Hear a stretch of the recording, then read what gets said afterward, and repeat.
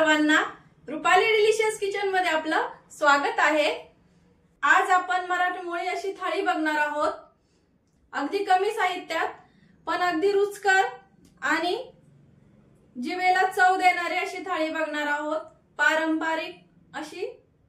तर चला मग साहित्याकडे वळूया। आज आपण पिठलं भाकरी आणि ठेचा करणार आहोत। तर मी इथं बाजरीचं पीठ घेतलंय, तुम्ही इथं ज्वारीचंही करू शकता, चपातीही करू शकता त्याबरोबर, पण बाजरीचं घेतलंय मी आता। ठेच्याचं साहित्य बघू आधी आणि मग नंतर भाकरी आणि ठेचा झाला की मग पिठल्याचं साहित्य बघूया। ठेच्यासाठी मी हिरवी मिरची घेतलीये, लसणाच्या थोड्याशा, ठेच्यासाठी जास्त लसूण लागतो थोडासा म्हणून जास्त लसूण घेतलाय थोडासा, 20 ते 25 पाकळ्या असतील। आणि मीठ घेतलंय चवीपुरतं ठेच्याच्या, आणि कोथिंबीर नाही घेतली तरी चालते पण छान लागते, तुम्ही टाकून बघा एकदा। आणि तेल घेतलंय इथं ठेच्यासाठी।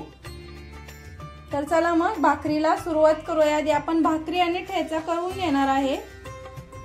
पीठ भिजवायच्या आधी भाकरी तापेपर्यंत बरोबर तवा गरम होतो। पीठ मळून घेऊया आधी, थोडं थोडं करून पिठामध्ये पाणी टाकायचं आणि पीठ मळून घ्यायचंय। थोडंसं पीठ असं मळून घेतलंय मी, आणि आपल्याला जेवढी भाकर करायची त्यातला एक गोळा साईडला काढून ठेवला। थोडंसं हाताला पाणी घ्यायचं आणि हे पीठ छान अगदी असं 2 मिनिटासाठी छान मळून घ्यायचंय, चांगलं मळून। आणि असा त्याचा मी गोळा तयार करून घेतलाय।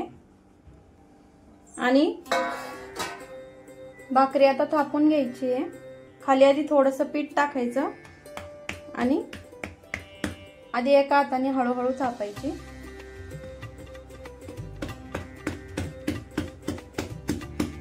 अशी एका साईडने हात लावून आणि थोडंसं भाकरी उचलून आणखीन पीठ आपल्याला असं छान पसरून घ्यायचंय।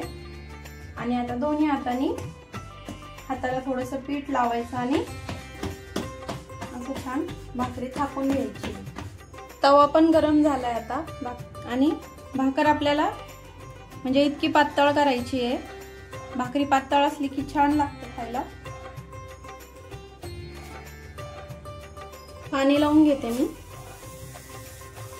गॅस कमी करूनच पाणी लावायचंय भाकरीला, म्हणजे आपल्याला तवा गरम झालेला असतो त्यामुळे भाकरीच्या वरनं पण गरम लागू शकतं। तिला पाणी लावलं की भाकरी अशी थोडीशी सुक्की होऊ द्यायची वरनं, आणि मग आपल्याला पलटी करून घ्यायची आहे। अशी छान भाजली पाहिजे भाकरी।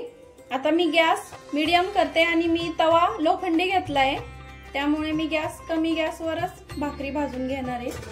भाकरी थापून घेतली आहे, तोपर्यंत इकडे आपली दुसरी भाकरी पण भाजली आहे छान अशी। थोडीशी एक साईडला कच्ची राहिली तर अशी करून भाजून घ्यायची। आता मी गॅसवरती भाजणार आहे, तव्यावरती नाही भाजणार। भाकरी आता भाजली मी,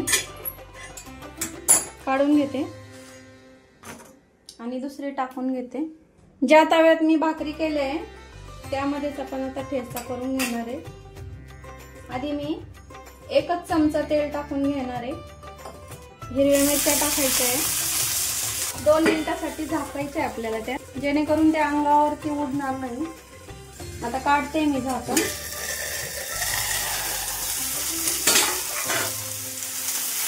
आता मिरच्या थोड्याशा भाजल्या की लसूण टाकून घ्यायचं आहे। लसूण अगदी थोडासा 1 मिनिट भरच आपल्याला इथं परतून घ्यायचं आहे।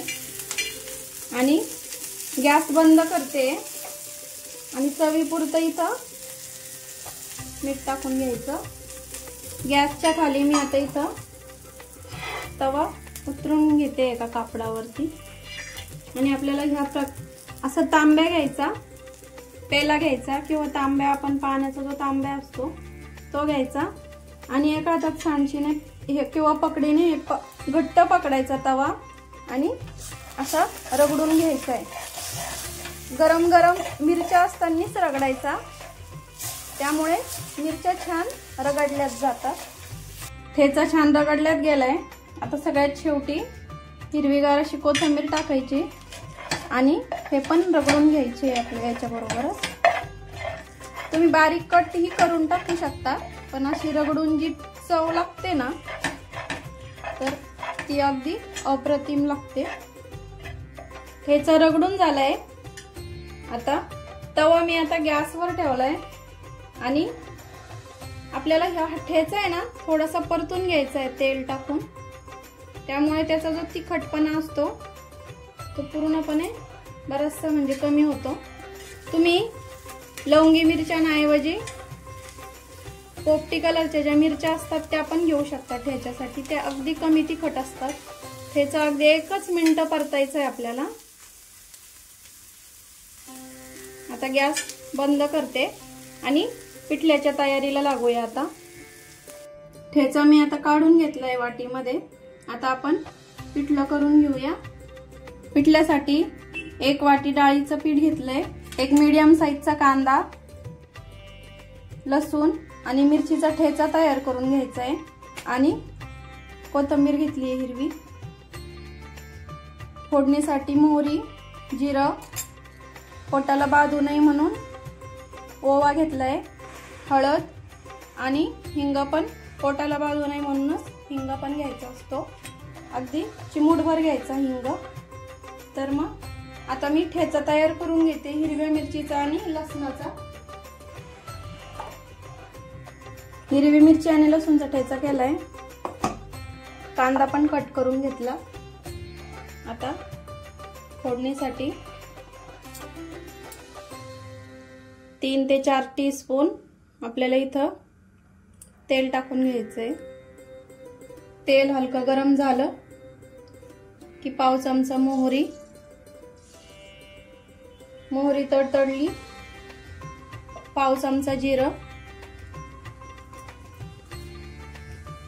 जिरं छान फुललं की कांदा टाकून घ्यायचा आहे। गॅस कमी करायचा, कमी गॅसवर कांदा तळून घ्यायचा आहे आपल्याला, मीडियम गॅसवर, अगदी फुल ठेवायचा नाहीये गॅस। आणि तोपर्यंत मी आता कांदा परततोय तोपर्यंत डाळीचं पीठही भिजवून घेणार आहे। असं थोडं थोडं पाणी टाकायचं आणि मग भिजवायचं, म्हणजे गाठी तयार होत नाही पिठामध्ये। पीठ थोडंसं फेटून घ्यायचं 2 मिनिटं। पीठ भिजून घेतलंय। आता आपल्याला इथं कांदा थोडासा परतला की ओवा टाकून घ्यायचा आहे, चिमूटभर हिंग, कढीपत्त्याची पानं, कढीपत्त्याची पानं थोडीशी परतली की ठेचा टाकायचा आहे इथं आपल्याला। आता कांदा अर्धवटच आपल्याला थोडंसं तळून घ्यायचं आहे, कारण आपल्याला नंतर मिरची पण परतून घ्यायची असते, त्यामुळे ठेचा आता 1 मिनिटभर थोडासा परतून घ्यायचा। ठेचा आता परतला आहे। ठेचा परतला की पाव चमचा हळद टाकून घ्यायची, हळद पण छान परतून घ्यायची आहे। गॅस मीडियम करते। फोडणीत पण थोडीशी कोथिंबीर टाकायची आहे आणि मी मीठ सांगायला विसरले आहे पिठल्यासाठी, तर ते चवीपुरतं मीठ आपल्याला नंतरनं टाकायचं आहे। आता हे सगळं साहित्य छान परतलंय। आपण जे पीठ मिक्स करून घेतलंय पाण्यामध्ये, मीडियम गॅस कमीच ठेवायचा आहे आणि मग आपल्याला पाणी टाकून घ्यायचं आहे। मी 1 वाटीला जवळपास 3 वाटी पाणी टाकलंय। तुम्हाला किती घट्ट आणि किती पातळ आवडतं पिठलं त्यानुसार तुम्ही ठरवा पाणी किती टाकायचं म्हणून, तुम्हाला कसं आवडतं। आणि पटपट करायची ही प्रोसेस। पिठलं पटकन हलवायचं, नाही तर त्याच्या गाठी होऊ शकतात। मी अजून थोडंसं अर्धी वाटी पाणी टाकून घेणार आहे। अर्धी वाटी पाणी टाकून घेतलंय। आता मी आपल्याला बरोबर अंदाज कळेल मीठ किती टाकायचं, तर ह्या स्टेजला चवीपुरतं मीठ टाकून घ्यायचंय आपल्याला इथं आणि छान शिजून घ्यायचंय खदखद एकदम हे पिठलं। पिठलं आता बघू शकता घट्टसर झालंय। स्टार्टिंगला आपल्याला पातळ वाटतं का पातळ होतंय का काय, पण नंतर असं जसं जसं पिठलं शिजतं तसं ते घट्ट होत चालतं। आता मी यावर 2 मिनिटांसाठी झाकण ठेवणार आहे। 2च मिनिटांसाठी झाकण ठेवायचं, त्यामुळे छान होतं पिठलं, अगदी टेस्टी लागतं आणि कच्चं राहत नाही। 2 मिनिटं झाले, झाकण काढून बघूया। पिठलं बघू शकता किती छान झालंय, रंग पण किती छान आलाय। सगळ्यात शेवटी हिरवीगार कोथिंबीर। आता सर्व करून घेते मी।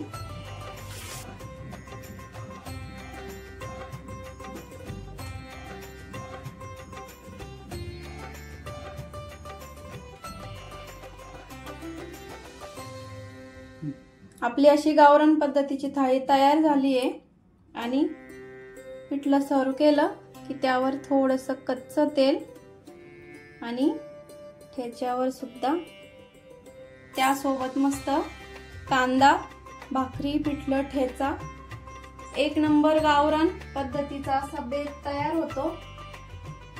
तुम्ही करून बघा। पिठलं भाकरीची आणि ठेच्याची रेसिपी तुम्हाला कशी वाटली कमेंट करून नक्की सांगा आणि आपली गावरान पद्धतीची थाळी नक्की करून बघा। पिठलं भाकरी आणि ठेचा रेसिपी आवडली असेल तर लाईक, शेअर अँड सबस्क्राईब करायला विसरू नका आणि रेसिपी नक्की ट्राय करा, कारण घरचं जेवण हे खरंच स्वादिष्ट असतं। आणि अशा पारंपरिक झणझणीत चमचमीत रेसिपी सोबत पुन्हा भेटूया। तोपर्यंत बाय बाय।